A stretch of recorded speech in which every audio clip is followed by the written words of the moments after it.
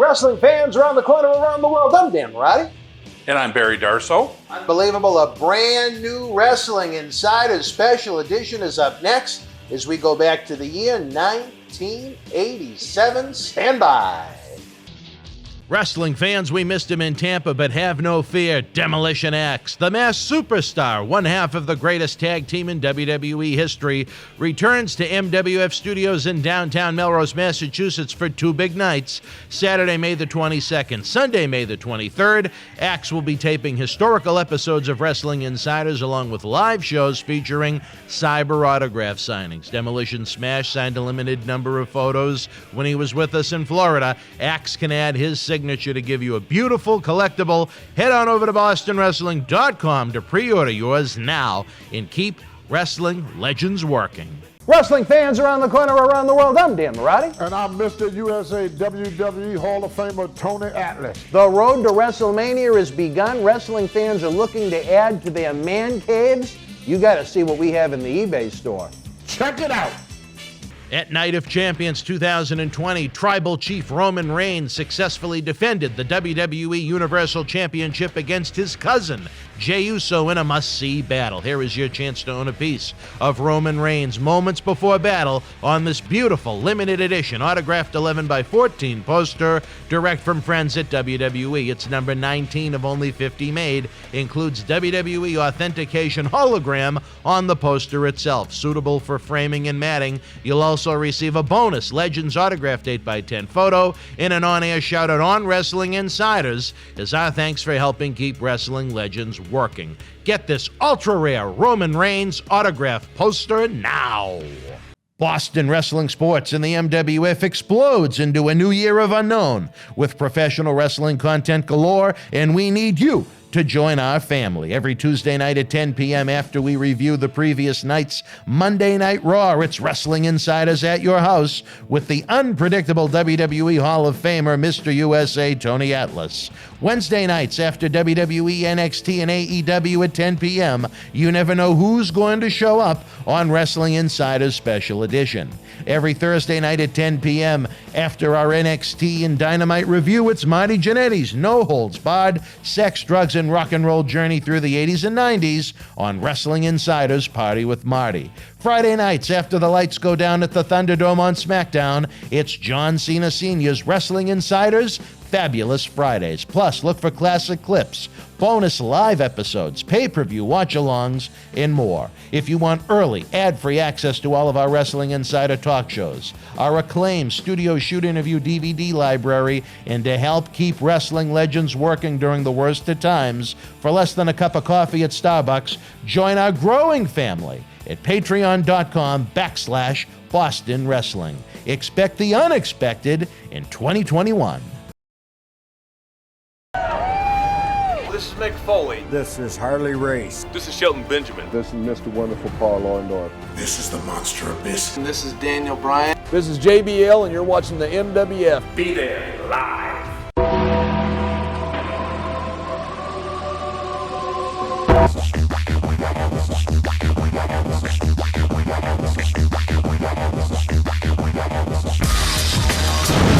Wrestling fans around the corner, around the world, welcome back to Wrestling Insiders. As we continue our on-the-road adventure, we are certainly not in the studio that Barry is well known from your visits in the past. You know, this is a nice place, though. It is a Don't get nice me wrong. yeah. I was surprised. Oh, no, what were you expecting? Well, when I drove in, it was a little rough neighborhood out there. When you get in here, it's kind of nice.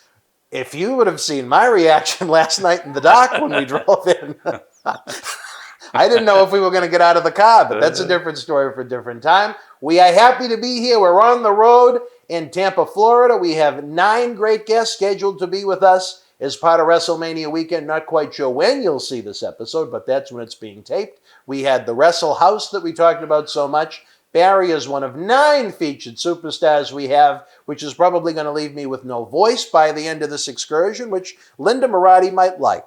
She doesn't want to hear me. Well, yeah, I suppose you do talk quite a bit here, you Yes. know, with us and with her. Yeah, so it's good that your voice is, With her, it's simple, though. There's 2 words to success, as you know as a married man. Yes, dear. Yes. Yeah, that's why You got to make her happy. That's why she's the ex, but that's all right. All right, let's get rolling back into. We're almost going to backtrack because when we had Barry and Bill with us last time, we were kind of talking about the year that was 1989. To try and keep things in focus, we wanted to start a timeline of Demolition itself. Barry, you, as 1986 was rolling into 1987, you were kind of in a plum position in the NWA. You were teaming with Ivan Koloff as Crusher Khrushchev, and what was going on that made you say, you want to know what? I want to leave this territory behind, and I want to move on to the big time, the World Wrestling Federation. Well, it was really hard to leave because Nikita and Ivan were great partners and good friends. And in fact, that territory was kind of the territory that everybody wanted to go to back then. Yeah. Because every night was sellout crowds everywhere. You had a few long trips, but a lot of times you were home. Yeah. We had private jets coming in, and I mean, it was the place to be. But I worked a program, Ivan Koloff and myself, against the Rock and Roll Express. And we did this probably for 3-4 months. Hour Broadways, double shots with them. I mean, it was a big program. And it was all built to go to the American Bash. Mm-hmm. And when it got time for that, Jim Crockett put Nikita in with Ivan. And Jim Crockett said that he was going to pay me the same as everybody else was getting paid. Well, when it came time for paychecks, it didn't happen that way. Oh. I got a lot less. So I went in and, one thing led to the other. Next thing, I quit. So. Oh, you actually quit? I quit. Now, was this before there was any communication even about Smash? Nope. No, I had no idea. I was out of a job. You were. I had no idea. You were in between duty. But at that the promoter point. Okay. lied to me right to my face, and he wasn't going to make up for it or anything. He just says, "Barry, I'm sorry." What was his reasoning? Well, you got paid by what your match was. I understand that, but I mean, if he told you he was going to do something specifically for you, why did he? Did he have any explanation or? No explanation. He just said, "Hey, take it or leave it." I said, "I'm leaving it." So what had happened was once we got the paychecks, and we always got paid at TV. Right. So everybody's doing interviews and everything, and I got my paycheck and I looked at it. I looked at Ivan and I said, "Ivan, you don't ask, how much did you make?" Right, right. But I said, "There is no way you only made this." And Ivan looked at it and he gave me the eye and he goes, "Yeah, you didn't make what we made." And I said, "Ivan, I got to go talk to Dusty." And right away, Ivan says, "Barry, don't go talk to him." Because he knew that I'm so honest that you are.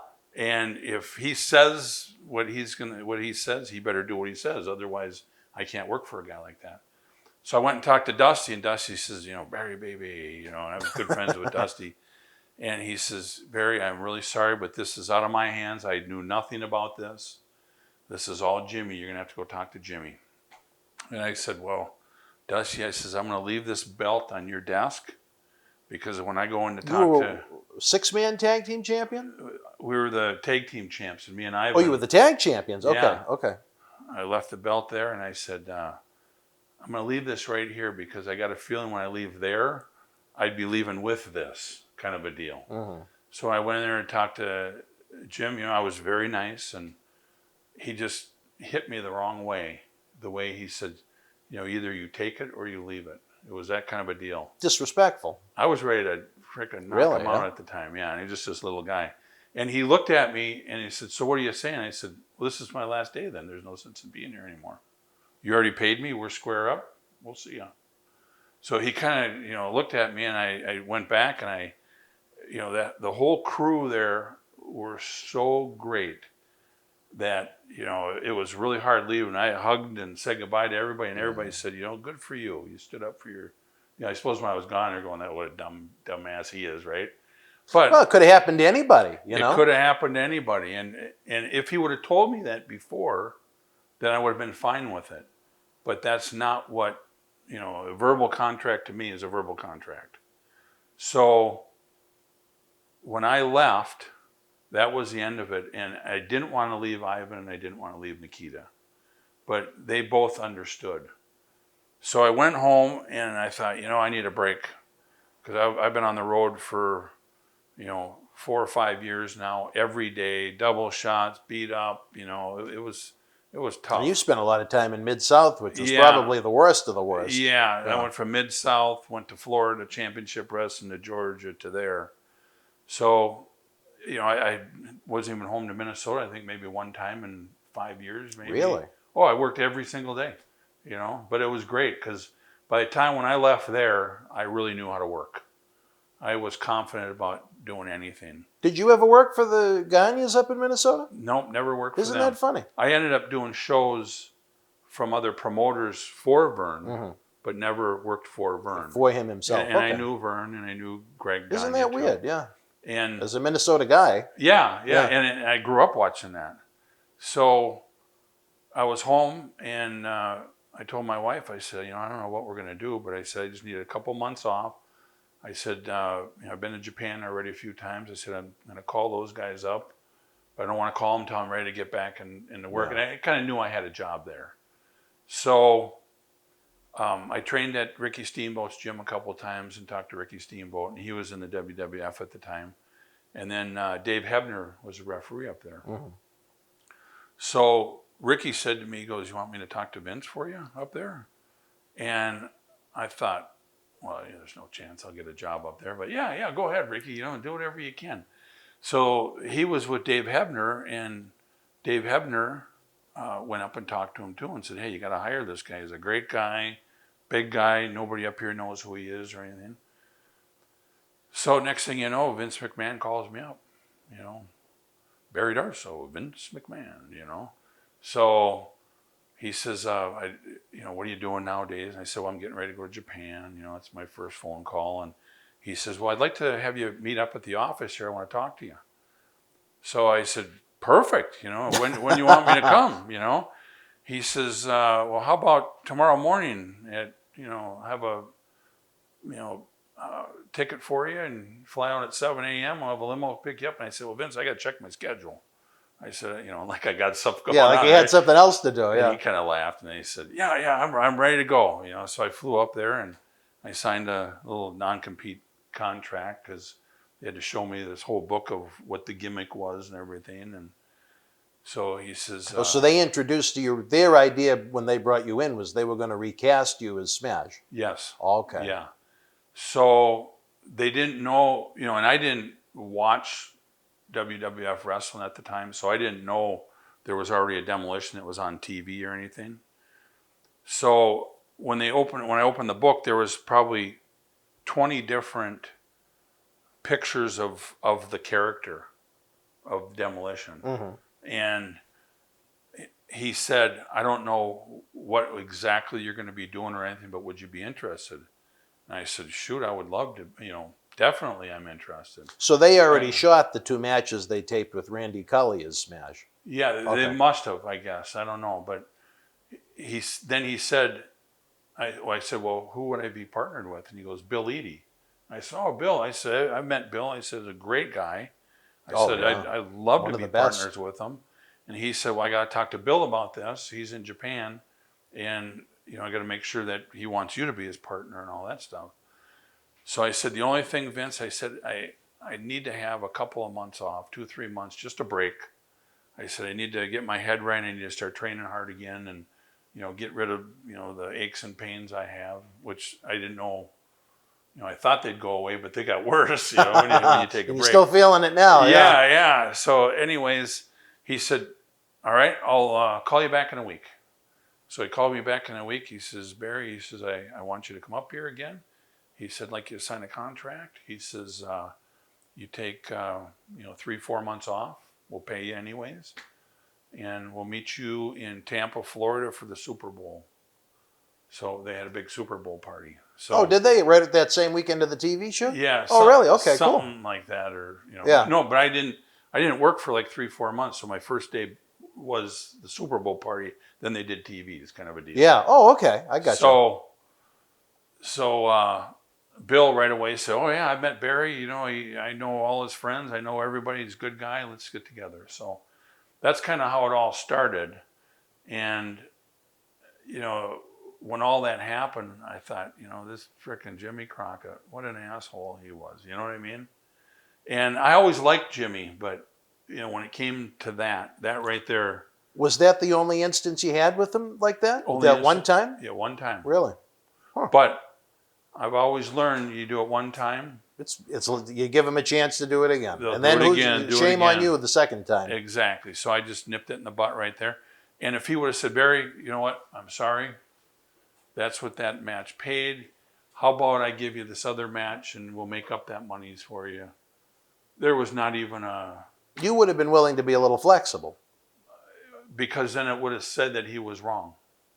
You know what I'm saying? But he felt he was entitled. He's entitled. He's, the man. Yeah.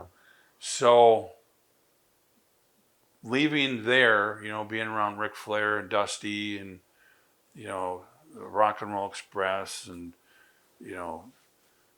Midnight Express, all these guys, I thought it was the big leagues there. Well, And to a large extent it was, but it was. ... But my first day going to TV in New York, I walk in, there's Snuka, there's, Hulk Hogan and Andre the Giant, Orndorff, all these guys you're walking around shaking hands with, and you're going, holy shit. Thank God I'm friends with Bill. Yeah. That kind of, because at that time I was the youngest guy in the territory. I was there was a big age gap between you two. I know a lot of people thought, for whatever the reason, in some of the magazines and such, would almost kind of tease that you guys were father and son, and it's not that big of an age gap, but big enough, yeah. Yeah, it's 11, 12 years, Yeah. So when I got up there, I was probably, I think I was 25, just turned 25 years old. So I was the youngest wrestler at that time with all of these other guys. And I tell you, as far as the debut goes, what they shot perhaps one of the biggest angles in wrestling history the night you debuted as Smash to try and set up the main event for the event you are disrespecting by having your Diet Coke bottle in front of the I probably shouldn't WrestleMania even have 3 these out action here right figures. now, what they're doing now, right? But the night you debuted as Smash in Tampa was the night they shot the angle when Andre turned heel on Hogan, ripped the cross off his chest on Piper's pit. I mean, you talk about a who's who of wrestling at that point. Piper, Hogan, Andre, Jesse, and Bobby Heenan, all on that Piper's pit set. And as we try and commemorate it with these figures, you put the Diet Coke in front of it. Bill, Barry, see, I knew I was going to do that again. Barry, I love you anyway. But what a night to debut. Oh, but what a deal. Thinking I'm out of a job, don't even know what I'm going to do. Yeah. To all of a sudden, look at where you are now. Getting a break. So I never ever have anything bad to say to Vince. He's always been good to me. Never lied to me. I've always treated it like a business, how he treats it.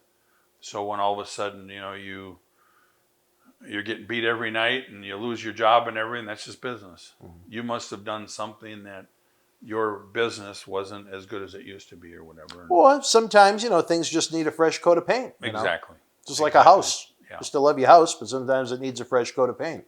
Exactly.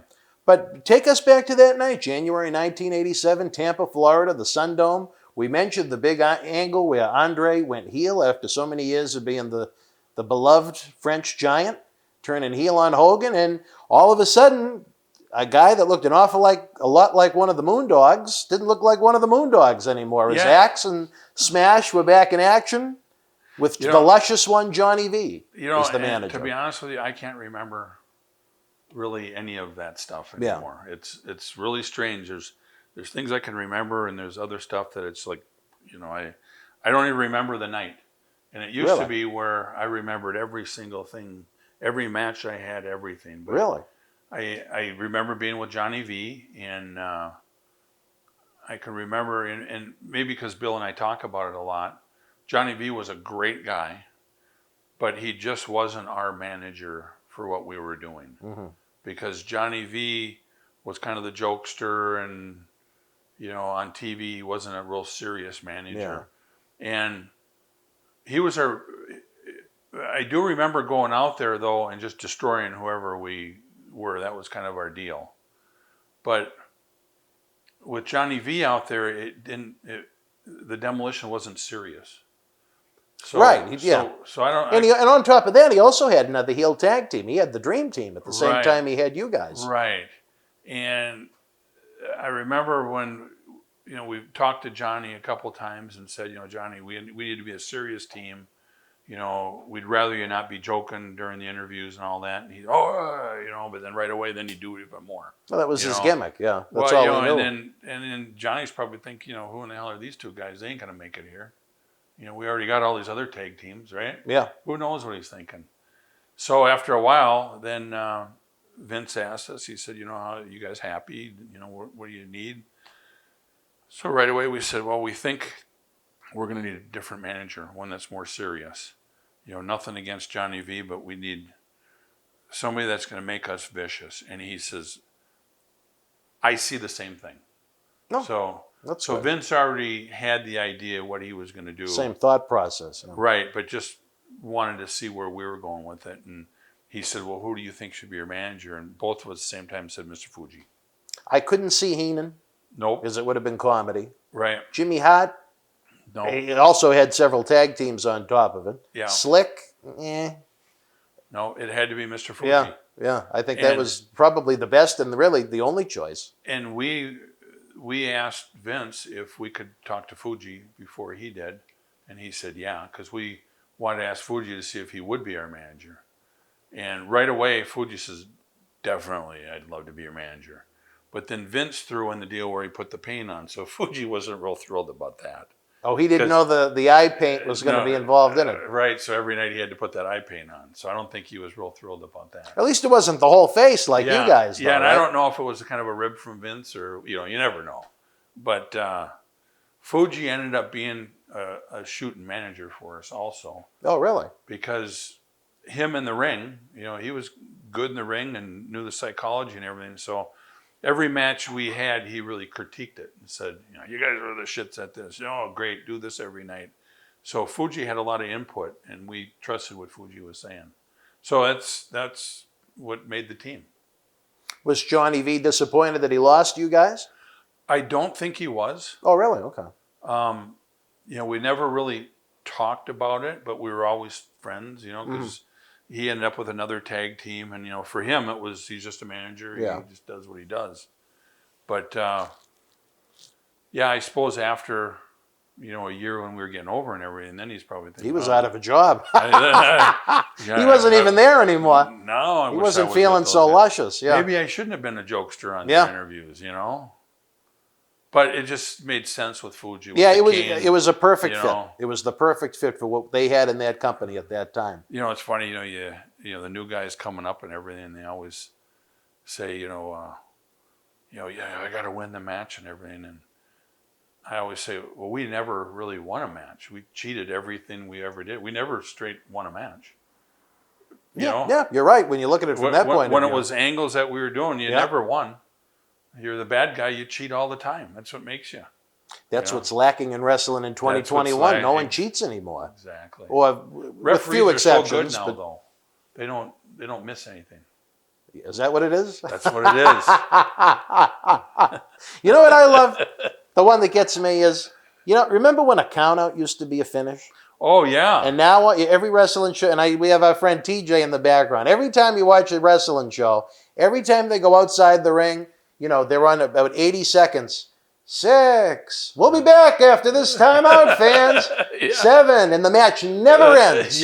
And they take away from what used to be a finish that could continue a program without someone laying down and doing a clean job, God, I would have loved to work with TJ. Oh, man. He would have been a little young, I think, Barry. But when him and now, when I was younger, He was, I think he was about 3 when you debuted his Smash. I don't think that would have been for him, too. You would have sold for him? At 3 years old, I would have taken bumps. For fans that have no idea what we're talking about, TJP is with us off the camera right now as he's enjoying Wrestle House so much he doesn't even want to leave. But I don't understand that. Why take away a finish that could continue things just to use it as a prop to get to a commercial break? It's TV now. Not very good TV. It's not real. No. And it really wasn't before. Yeah. But now it's even less. But let me ask you this. I know you were never really exposed to the WWF audience, but you were on national television as part of the NWA as Crusher Khrushchev. Yeah. Where Randy Cully ran into the problem as Smash, where people said, that's the Moondog. Was there any worry from anybody, maybe not you, but someone within the company saying, oh, that's Crusher Khrushchev from NWA? No. No. At that time, the TVs were two different TVs. There was only a couple places, maybe Boston, where you saw that wrestling. Most of the time. Well, that was on TBS. That was on cable. Right, but if you were an NWA fan, TBS, you only watched that. And if you I watched them all. Yeah, well, you were one of the I guys. was a Did you know who I was? No. So I did a pretty good job. I was then. 6, but But I didn't have the It Observer. was like it was really the wrestling fans either watched that or they watched that, and then there was a few. yeah. But You never got cat calls though, Crusher Khrushchev? No. Really? No. Oh, so you did a Never. really good job with it then. Not one time. And you started to grow your hair out a little bit by the time Yep. you were started doing it on TV. Yeah. So maybe that helped a little bit too. Yeah. Yeah. I could have. And then I didn't say "niet" anymore. You think that was the That giveaway? could have been There it. was no niet. Niet. All right, let's talk about some of the tag teams of that era. Everybody misses, or the longtime fans, the other thing I'm complaining about countouts, but the great tag team division that wrestling used to feature, and not just WWF, but a lot of the different promotions. One of your opponents early on in the house show loop, Jacques and Ramon, the fabulous Rougeau brothers. You have memories of the Rougeaus as baby faces. Oh man, it hurt a lot when they hit you. Yeah. They was I heard Raymond was a pretty tough guy, from what I heard. Raymond was. He was a boxer, I think. Yeah, right? Yeah. but I tell you, those two, they were great. We were lucky enough to wrestle the greatest tag teams ever. And it wasn't just one tag team that was good, it was everybody was good. And every single one of the tag teams could have been the tag team champion. Yeah. Well, look at those And first Survivor Series, those yeah. big multi-matches the first couple of years. We were so lucky that we had the opportunity to get the belts. Yeah. And I think all the tag teams wanted to really work with us because we didn't hurt anybody. We drew money along with everybody else. And we always wanted to have the best matches that we could. So I think that's why we had the belts for so long, too. Well, the thing is, to me, you always heard in the magazines and so on, your Road Warrior ripoffs and so on and so forth. I enjoyed you guys more because it wasn't the same match over and over again. The Road Warriors had their rhythm. They went in, they kicked the hell out of guys, and the match was over. There wasn't a lot of selling going on. There wasn't much of anything. With you guys, there was a heck of a lot of variety, no matter who you were in there, and whether it was the Bulldogs, whether it was the Rougeaus, whether it was Strikeforce, whether it was a big team like Warlord and Barbarian when they came in. There was a lot of variety to what it was that you did. Right. And with the Road Warriors, not that there was anything wrong with it, but they had their formula, and they stuck with it. It was a lot like Ric Flair. There was a lot of similarities every time you saw them in a featured match against a quote-unquote equal, a star, not an enhancement talent. See, it was really strange when somebody said that, though, in an interview or whatever, because I never even pictured myself being like the Road Warriors. I thought we were completely different. Bill, when he was the masked superstar, he was a down-on-the-mat wrestling guy, and when I was Crusher Khrushchev, I was just really learning how to work, and that's kind of how I like to work. Like you're saying, the Road Warriors would just beat them up, and that was their match. That was it. Where we really took pride into working with every single tag team. So if there were a smaller tag team, we'd beat them up, but when it was time for us to fly, we flew. And that's when the people would go crazy. If we went against a team that wrestled, we wrestled. And that was kind of what the Demolition was. And I think that's where we were different. So whoever said that in a magazine or whatever it was, I think they were just saying it to stir shit up or something. I don't know. Well, a lot of the magazines, they do the same thing with the Hogan and the Flair comparisons, who's the better champion and so on. It was to sell magazines more than anything. And that's two different people completely. I mean, Hulk changed the whole wrestling. Flair was Ric Flair. I mean, it's two huge stars in their own way. They're not like each other. Yeah. Both had blonde hair, I guess. Well, those the covers would feature, who would win this dream match and so on and so forth. And, and when they put those two together against each other, I thought that was the dumbest thing ever. Why is that? Well, Rick came in the greatest wrestler of all time. The real world's champion. From the NWA. He and even had the everything. belt. And then you have Hulk Hogan, who's the greatest champion over here. Well, they just put them together right away. And it was almost like, why would you do that? Why not bring Rick in and have some, you never even put them together, but still have Ric Flair be Ric Flair and Hulk Hogan be Hulk Hogan. Pretty soon put them together. Then it would have been the biggest thing ever. It's a shame that it never got to main event WrestleMania. No, it was just like, they didn't want it to be. That's what it was. It was like when they put us together with the Road Warriors, it was just like blah, blah, blah, blah, blah.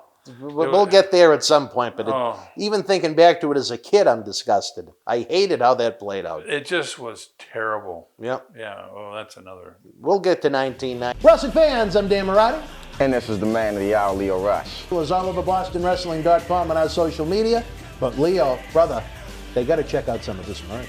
They got to. Check it out, fans, right now available on eBay. Support Wrestling Insiders and keep wrestling legends working on eBay. At Survivor Series, it was champion versus champion as WWE champion Drew McIntyre battled Universal champion Roman Reigns with Paul Heyman. Get this 11x14 poster autographed by all three men. Limited edition, number 42 of only 50, with authentication hologram on the back of the poster itself. Comes with a mystery autographed 8x10 photo and an on-air shout-out from WWE Hall of Famer Mr. USA Tony Atlas on Wrestling Insiders at your house. Get it now.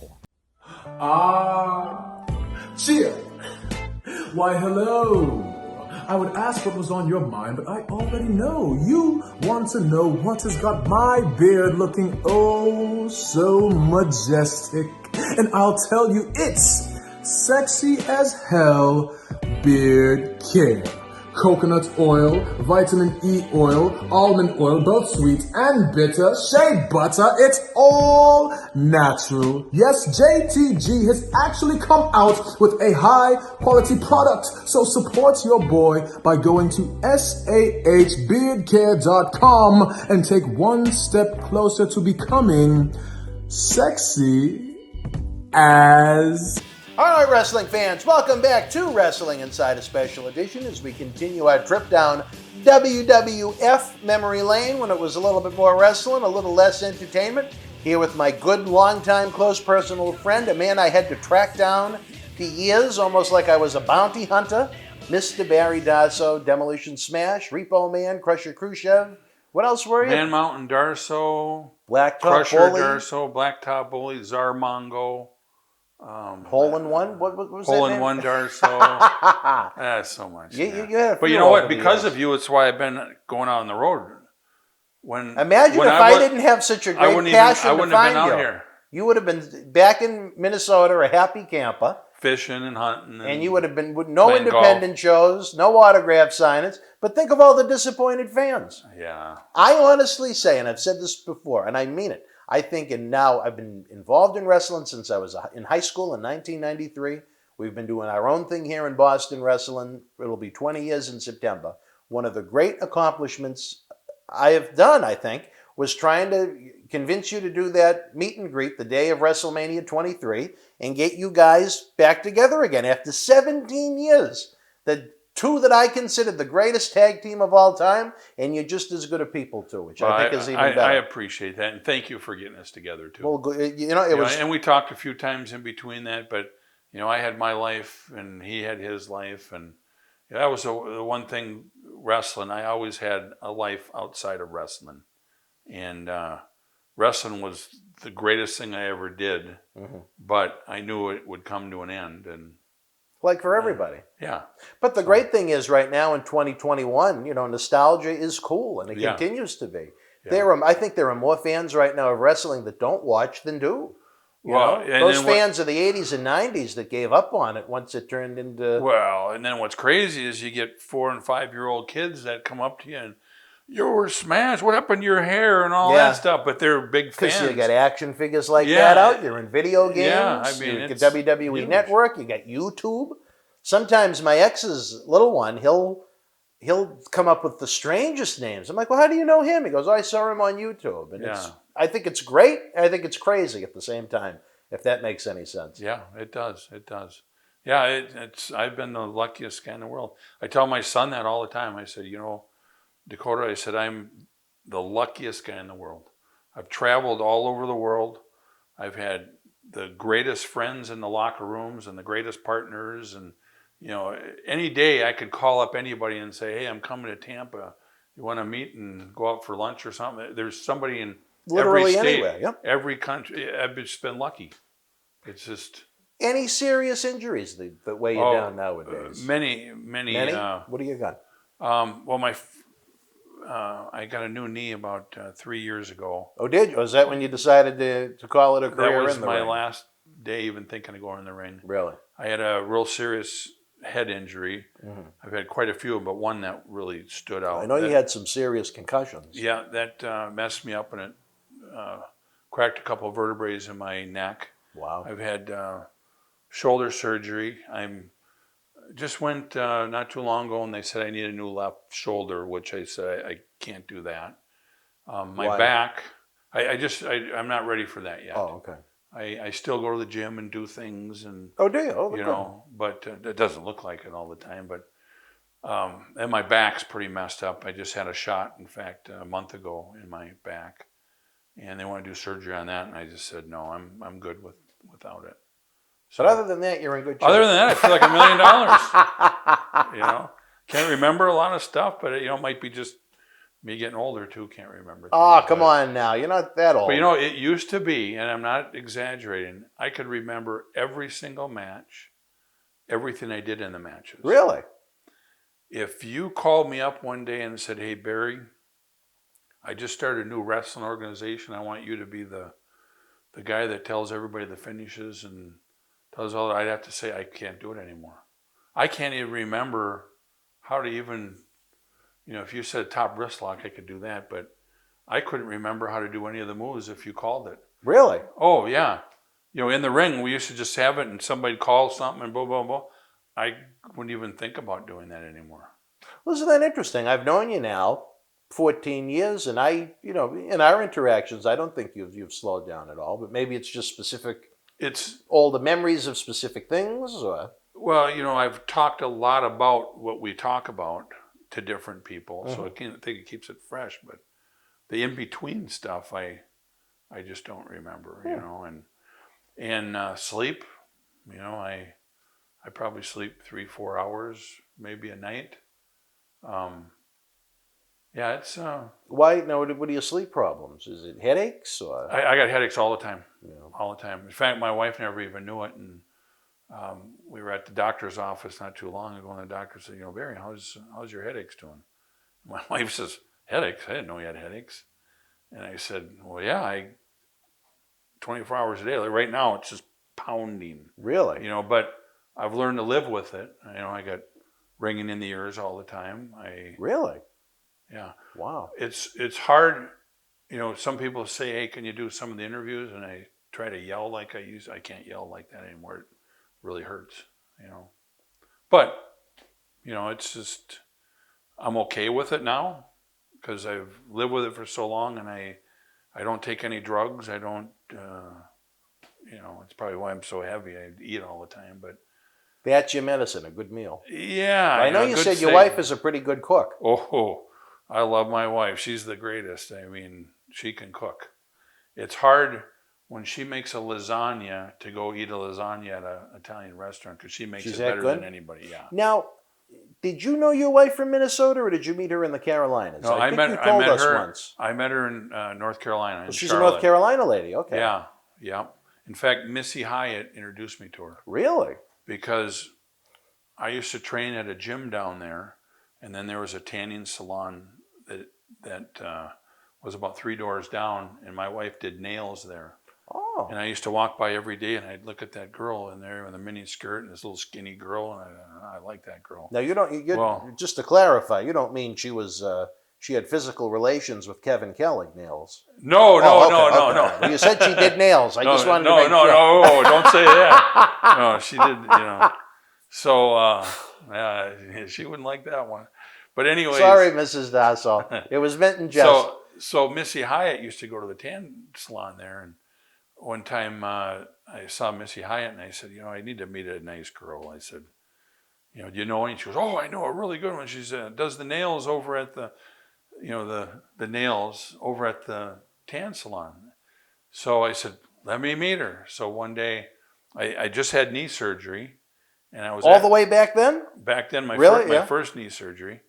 So I was at home, and there was a knock at the door, and I was on crutches, and Missy Hyatt comes to the door, and she introduces me to this girl. Oh, Missy was with her. Missy was with her, and it was in the middle of the afternoon. I just got back from the gym, and General Hospital was on. I was a big General Hospital fan back then. You were a General Hospital fan. I loved it. All the soap operas. Oh, really? So there was the heart thing going on in there, and Missy Hyatt said, I want you to meet this friend of mine. His name's Crush. Well, Teresa, she thought that I got crushed in a car accident. So she's hearing this, and she thought, well, I'll come over and meet this guy. She thinks you're on death's door bed. So they come over, and, I got the cast on my leg and crutches and everything, and I see this girl, and she's got a mini skirt on, a muscle shirt, and I'm going, whoa, that's the girl. So she introduces me to her, and I called her that night and asked her to go out on a date, and we got married 6 months later. That soon after? Maybe even earlier than that. Wow. Yeah. I think it's amazing with what wrestling is, what wrestling has been, maybe what it always will be, even though the touring isn't the same as it used to, that both you and Bill have the same wives you did back in the 80s. I don't know what year we got married, maybe even earlier than that. But 35 years. And my wife never watched wrestling or knew what wrestling was. That was one of the things that attracted me to her, Yeah. So that was pretty huge. That's cool. Yeah, we're Great still story. together. Yeah. In fact, she's been buzzing me. I can hear it, Oh, was that her texting you? Yeah. Oh, all right. Now, she's not down here for WrestleMania week. No, okay. No. Did she ever attend any of the festivities with you, like a Mania weekend? Every once in a while, not very often, She was happy enough to be home? Yeah. Well, I had my son, so she was with him all the time, the best mother ever. So... She had to do the work of two for a long time when you were on the road 300 days a year. Yeah, I'd be gone for 3 weeks and come home, and it was almost like I got into her area where, she ran the household. You got her out of her rhythm. I was in the way. And first thing she said, hey, when are you going on the road again? She was happy to see you until the ride home from the airport. Let me ask you this. Again, as we continue our trip down memory lane, another team that was kind of just finishing up as you guys were starting to get the big push that were putting you over, Mike Rotundo and Danny Spivey. Oh, two great guys. And they did finish up right about that time. Yeah. And I don't, I didn't watch it before that, so I don't know how long they were there. They didn't have much of a long run because Rotundo was with Wyndham, and Wyndham left. Right. And I don't know if they thought because Spivey was tall and blonde-haired, kind of like Barry, they thought he'd just be an easy replacement, but they weren't as over as Rotundo and Wyndham. It's hard to replace Barry Windham. What a talent he is. What a great guy. Yeah. For being 6'4" and that guy could work. So Danny was a great guy and everything, but how do you it's almost like the Demolition when Crush came in. How could Crush take Bill's place? I mean, it's like that with every tag team. You can't do it. It would have been better on for them to, I think, in a situation like that, send them off to another territory for a while and then bring them back down the road as a team. Right. Kind of reintroduce them as opposed to, they did that several times. When Sergeant Slaughter wanted to start the Union in the mid-'80s, they got rid of him and they brought in Corporal Kirchner as the military guy trying to repackage him. When Jimmy left, when he had all of his medicinal issues and the issue with the woman that passed away, they brought in C.V. Affey to try and replace him as the new Polynesian. So they, almost like the soap operas you mentioned, they thought they could just recast. Right. You were even a recast, kind of, because Randy Cully was you twice. The one thing I think they did with the Demolition, though, is they stopped it right away.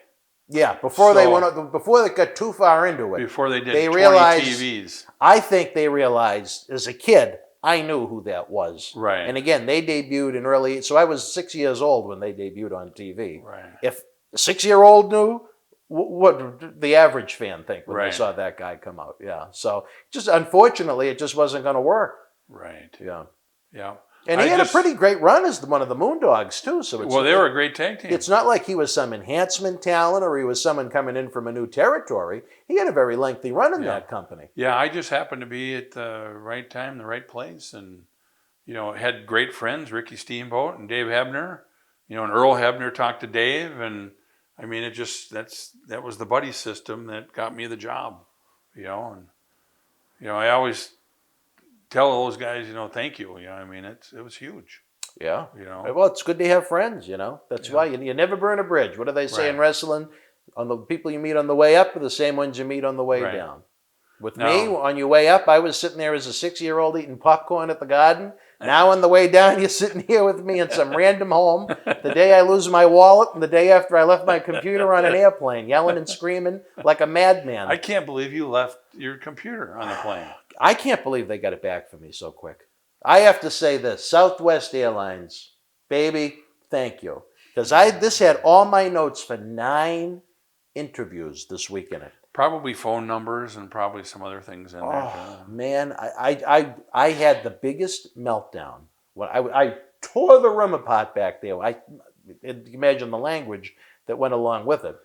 And I said, I said, you know what? If I call them, I'm going to be on hold for 2 hours and I'm going to get nowhere. Like I think I said to you before we went on, I said, our Twitter has over 50,000 people that follow it. At least it looks like we're at some level of importance in the world. So they did. They got right back to us, and they were very, very nice about it.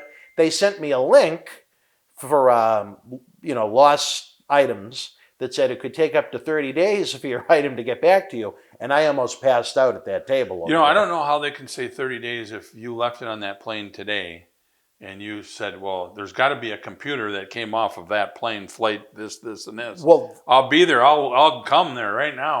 I was ready to. That they know. But I have to say, this is probably the only good thing that came out of coronavirus because, they have to spray down the seats in between each plane. So someone had to have seen that pocket that this was sitting here, and they retrieved it. So luckily, when I went to pick it up, the woman, a good friend of Little Cena's over there, her name was Ebony, at the Southwest Baggage office, she said, you don't understand how lucky you are. They'll almost never call someone in a situation like that. But I explained just how bad I needed it. You almost need a briefcase with handcuffs on there. I forget everything. And then today, I told you, when I came back from getting the memory cards to be able to record these interviews, I couldn't find my wallet. And a poor little, your escort over there, Mr. Cena, he went to the Walmart that we were at to see if I left it there because I kept calling the Walmart, and I had better luck with the airlines than the Walmart in Tampa, Florida, with getting a response from a human being. And all the while, the wallet was stuck in between the blanket and the sheet in the bedroom. So it's been just another Dan adventure, as they all seem to turn into at some point. But back to your story, which is far more interesting than mine. B. Brian Blair, Jim Brunzell, the Killer Bees, another team that did a lot of enhancement work for you to make you guys look good. Yeah. Oh, I love those guys. A little bit tougher team, kind of like the Rougeaus, for us to work with. Now, why is that? Just the 2 different styles. We were more big brawlers, and they kind of brawled and wrestled. So, we were used to more guys selling more for us, and then we can give them a big comeback. And it was kind of the same for the Rougeaus. Both teams didn't sell a whole lot, and I don't know, it's almost like Japan style a little bit more with those guys. Really? I've never heard them described like that. Not that, but they wanted to look strong. We wanted to look strong. So then the teams kind of clash a little bit. And then they'll give a little bit. Then you can get some sympathy on them. Then when they come back, you give them a comeback, but you don't give them that normal comeback because they didn't sell for you as much. So it's kind of not the best matches you could have with teams.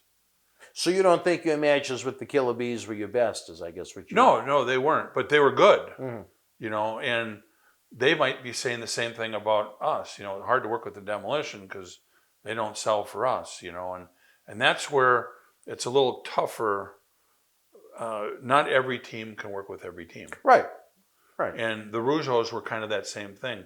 Jacques wanted to be a little bit stronger, and Raymond would do a little bit more of the selling, but they didn't want to look weak, so then they didn't want to sell too much, and that mentality back in those days, you wanted to look strong. You know, Well, I think with the Rougeaus, they had to realize that they weren't in Montreal every night. You know what I mean? right. And I'll tell you, if we worked in Montreal with them, we'd be flying. Imagine for the them. money you would have been. Yeah, We'd not only be that, but flying the for money you them, would have you drawn. know? Yeah. But that's where, you know, and that was just their style too. You know, it's nothing against them. That's probably kind of the same thing they would say about us. But now other tag teams, if they really sold for us, we really sold for them. That's what made the teams. You know what I mean? Mm-hmm. It was even like when we worked with, you know, the One Man Gang and Boss Man. Those two guys were bigger than us. But they would sell so much that we could sell so much, and it made the match.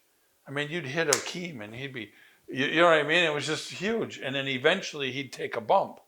And then that's what made you so strong. But boy, you had to sell for them. So, I mean, it just, you know what I'm saying? And that was one of the few teams I thought that had legitimate credibility against you guys. Unbelievable. And we love those guys. And because they would do anything in the ring that we wanted them to do, and we would do anything that they wanted us to do. Do you want to hear a fact? Yeah. I'm sure you don't remember. Let's hear the this. fact. Let's see how irrelevant it is to you. All right. But to me as a Bostonian, I'm sure you know that from 85 through 1989, the WWF house shows in the Boston Garden were taped. They'd air often on primetime wrestling, outside of the main event matches, but the entire cards would run on NESN, which is our New England Sports Network, which runs the Red Sox and the Bruins. Well, during that run, when the house shows were at their peak, up through 1989, there was a bomb of an event with Andre against Stud, when Andre was the heel, Stud was the baby face. It did about 3,000 people, so they decided to stop recording it the next month. Main event was Hogan against Randy in a rematch from WrestleMania 5, but you know the Hulkster like to have dinner sometimes. Right. So the last match ever recorded at the old Boston Garden was you guys in Twin Towers. Oh, wow. You're kidding me. Nope. Unbelievable. That's a fact. Great trivia question. Well, you know what? I love the Boston I couldn't Gardens. remember where my wallet was, but I remember the last match that was ever taped for NESN. I'll tell you, I love the Boston Gardens, and the fans there were phenomenal. I mean, great place to go.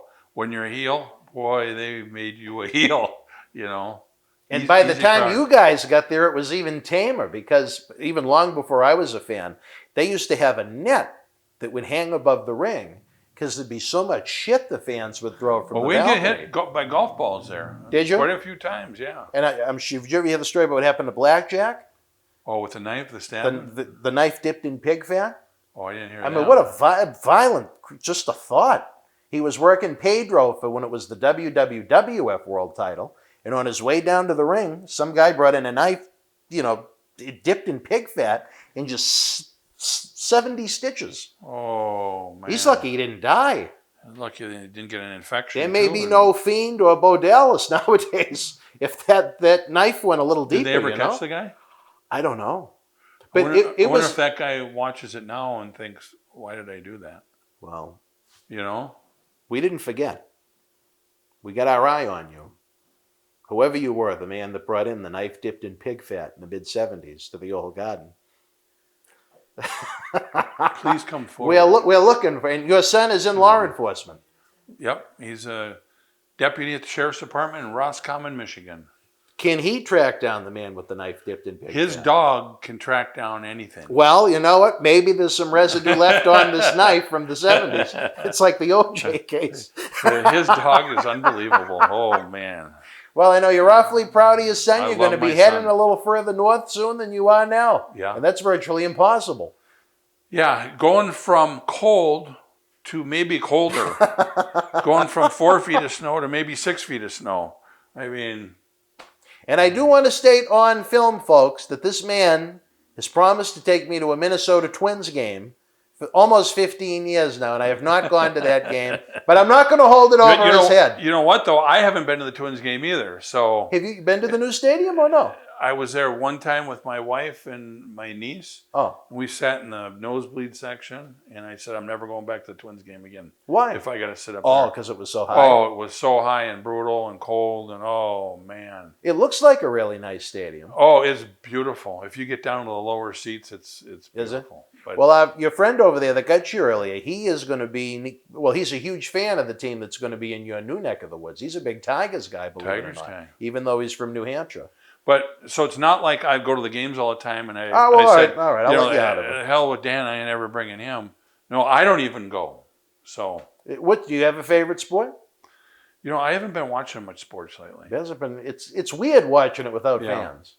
Well, there's so much political stuff involved now, and I just I don't want anything to do with it. Yeah, well, and I we hope could they really don't- take that conversation in a direction. Yeah, and I hope wrestling don't ever get political. You know what it is, and I don't want to say I'm either here, there, or anywhere. I register as an independent, but when I want to watch a sports game, I want to watch a sports game. I don't want to watch other stuff. When I watch CNN or Fox News or whatever to watch the news, I don't particularly want to watch a baseball game. You know what I mean? Right, I don't think right. those two worlds need to clash. I totally agree with you. It's like how But that's why I don't watch. I much know. TV I anymore. understand. I agree with you 110%. I'm sure that might get us a little heat, but you know what? We're honest people, if nothing else. Exactly. All right, folks, they've given us the time cue in the back. Thanks to our great crack staff down here in beautiful, sunny Tampa, Florida. Mr. Dave Carter himself, also known as, I'm sure you remember the show from the 70s, the Jeffersons. Oh, yeah. Well, Dave, they call him online, they call him Dave Willis. Dave Willis. Because he's got a little Mr. Willis in him. What a great show back then, too. Yeah, wasn't it? But you remember Mr. Willis's Oh, yeah. gimmick. I remember Mr. Willis. And for my other good friend here, Mr. Glantz, I'm Dan Marati. We'll be back, hopefully, very soon with Demolition Smashes. Remember the good old days of professional wrestling. Don't forget, the Super Chat is open. Don't forget to tip the bartender. We'd love to get your comments, whether it be during the premiere in the premiere chat box, or if you're not watching during the premiere, in the comment section below. Again, there's a lot of you out there that gave up on wrestling after the 80s and 90s, and we at least want to bring you those memories. Until we speak again, you and yours be well, stay healthy, good night.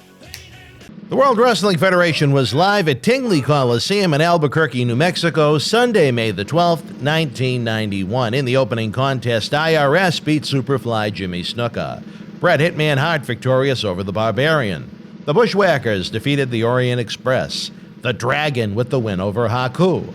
The Big Boss Man beat the Mountie. And in the main event, Sergeant Slaughter victorious over WWF World Champion Hulk Hogan via disqualification. If you were in Albuquerque live, share your memories in the comment section below. Use the link in the description box to help keep Wrestling Legends working in our eBay store and on our renowned Patreon streaming service so we can bring you more interactive superstar shoot interviews to relive the good old days of professional wrestling. Check it out.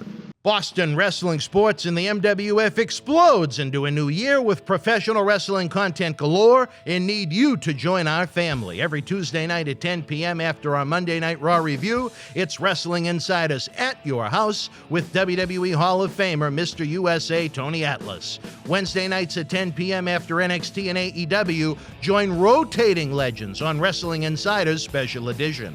Every Thursday night at 10 p.m. after our NXT and Dynamite review, it's Marty Jannetty's No Holds Barred Sex, Drugs, and Rock and Roll Journey on Wrestling Insiders Party with Marty. Friday night after SmackDown, don't miss John Cena Sr.'s Wrestling Insiders Fabulous Fridays. Plus, look for classic clips, history videos, bonus live episodes, pay-per-view, watch-alongs, and more. For less than a cup of coffee at Starbucks, get early ad-free access to our Wrestling Insider talk shows, our acclaimed studio shoot interview DVD library, and help keep Wrestling Legends working during the worst of times. Join our growing family at patreon.com/Boston Wrestling. Expect the unexpected in 2021.